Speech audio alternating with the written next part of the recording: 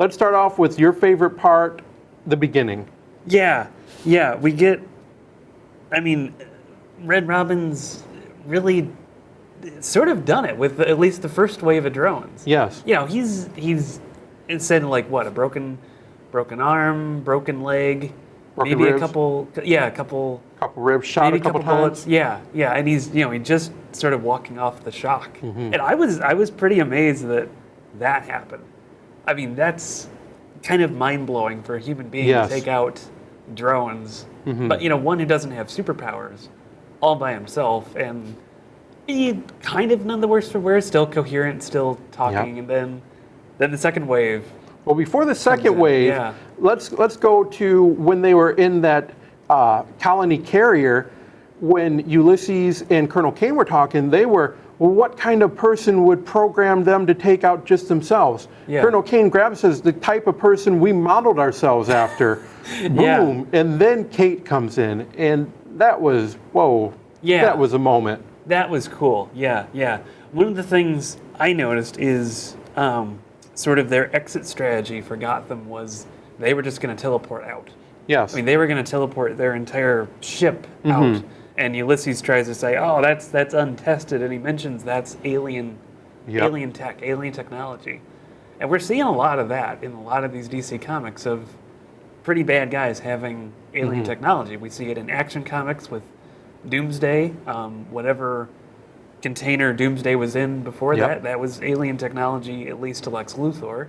In The Flash, Dr. Carver was using alien technology to give himself Speed Force powers. Right. So there seems to be a lot of that going around. Or one general, not just different species, but maybe one person, one planet has planted this going forward. Yeah. But when Kane and Kate have their, I guess, standoff, she is fiercely ticked off. Oh, yeah. She punches him a couple of times. He says, "I'm leaving." "No, you're not. Want to bet?" Boom, one of the greatest splash pages in this issue, jumps him out of that carrier. Glass is going everywhere. They land on a building. "You shouldn't have done that." And she punches him again. Yeah. punches him again. Yeah, I do enjoy how when they first face off, the Colonel says, "I'm not going to fight you, Kate," and she Yes. says, "That's good. I like that," Yeah. and punches him first. Boom. And then just to tackle him out that window. I mean, that kind of helped me define Kate as. I mean, they are trying to make her a higher tier hero. I mean, she took out the main villain. Yes. She tackled him out a window of an airship, and luckily there was a building down there to land. Right. If they had been anywhere else, that would have been kind of hard. Well, let's get to one of the big plot points here. Tim, that second wave takes Tim out. Yeah. He is killed with that second wave. Batman gets there a little bit. Batman, Batwoman get there too late. He's taken out, he's killed. Not a good thing, because Batman, his temper kind of rises when Kate says, "My dad's over the other building, we'll give him back to Argus." And questioning, "No, take him to the Belfry and I'll get answers from him." He is furious. Yeah. And I think the question in coming issues will be, can Batman keep his rage in check? Because I'm sort of picturing in my mind, an image like in the Hush story arc, Right. when the Joker apparently kills Tommy Elliott. Oh, yes. Batman just went postal on the Joker. Yep. And it took Commissioner Gordon to talk him out of it. Say, this is not what we do. And I think Batman's not quite as crazy as that right here, but I think he might be capable of doing that. Oh, definitely. We'll see. After Tim is killed, you see those panels of all the different Bat family just looking out in awe. And then later we see the conversation between Spoiler and Batman. And when Batman says, "This is what we all signed up for, we knew the consequences," he's just trying to console her, but Spoiler shows him a letter that Batman wasn't aware of. Yeah. Letter, Tim's college acceptance letter, which part of me was kind of amazed that for as much as Batman knows, he isn't aware of some of the things that go on in his family. So at least he's not reading Tim's mail. at Right. least. But yeah, that's a pretty big blow, and it does make me think. Did Tim intentionally plan that so he wouldn't have to tell Bruce that he would be leaving the family? I think he was waiting until afterwards, Yeah. after this all happened, after this threat was done with, then he was going to tell him. Because the previous issue was telling spoiler, Tim Drake was telling spoiler, Stephanie, oh, I'm doing this, I'll wait, because remember Clayface asked him, hey, with this genius IQ, what are you doing being a superhero? He's, Yeah, and he kind of I'm kind of not anymore. But I did like the exchange between Batman and Spoiler, and then they kind of embrace in the end, and that kind of gives you, Tim Drake is going to be missed. There is going to be a big hole to be filled. And that brings us to Teen Titans number 24. Yeah. Speaking of Tim Drake will be missed, here's an issue all about the Teen Titans missing Tim Drake. Yes. And reminiscing about their best, their fondest memories of him. And it's one of the things that really struck with me is when Wonder Girl is talking about her favorite experience with Tim, which is where they save a bunch of people from a fire, is she mentions that when Tim's out giving orders as Red Robin, he doesn't sound like Batman. He doesn't have the intimidating voice. He's just Tim. He's just being a normal guy as a very vastly intellectually and physically superior guy, but he's still just a guy, a very normal, relatable guy.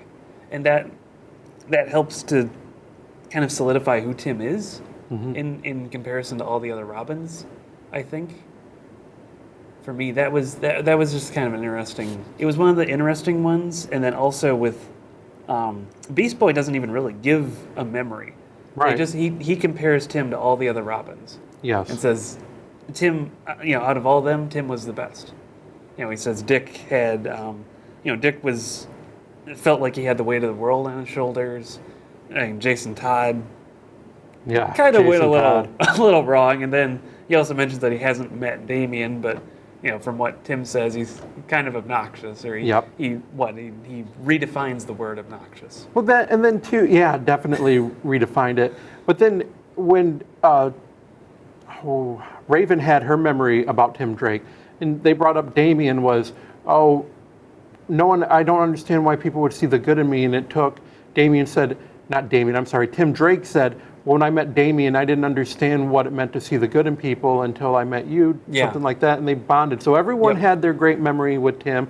Power Girl, the new 52 Power Girl, had a memory of them just going through, and he made that joke of a neuron went into a bar, can I get how much for a beer for you, no charge, and they had a little bonding session, and then, was it Gart? Was it Aqualad? Bunker, okay. Yeah, Bunker takes Tim out clothes shopping for like a high school function. Yes. Like a high school alumni function. And Bunker is initially put off by that, just assuming, because he assumes that Tim thinks that he knows fashion just because he's gay. Right. Like what? You think that? And of course he's just joking fooling with them. But then they had that bonding moment. Yeah. That was pretty cool. And then when there was a pride parade that they had just when they came out of the shop, which I saw the letters that were colored like the Teen Titans colors from the cartoon. And they're, hey, you want to go in this parade? And he said Tim made a bunch of friends, and Tim felt anywhere he went, Tim just was really the center. He could bond with anyone. And that was cool that he kept the Teen Titans together. But since he kept them together, he's not there anymore. They're going to drift apart. Yeah. And this is... for me, it's kind of a plausible excuse to get some of the new 52 Titans out of the picture, I think. Right. I mean, guys like Bunker and the new Power Girl, who I wasn't that familiar with. Right. I mean, it took me a while just to remember Bunker's name. They only call him Miguel in here, and I'm scratching my head thinking, God, I have a HeroClix figure of this guy. I should know who he is. I should remember what his name is. I thought you had figures for every, what did you call them? Gosh, I'm drawing a blank, but he has figures for every character, doesn't matter how obscure. It's a lot of them. It's, relative new, the newer characters, that's a little bit harder. But this Titans, they go their separate ways. They need some time to go their separate ways, and they all break up. Raven goes to Hollywood, see her parents. No, California, see some family. Yeah. Beast Boy wants to go to Hollywood. They all go their different ways. So essentially, the Titans are kind of disbanded. Mm-hmm. But they did say something throughout the issue, and here's where we're going to get into a massive spoilers for the future of the DC universe, for Teen Titans, and for Detective Comics in general, just in general.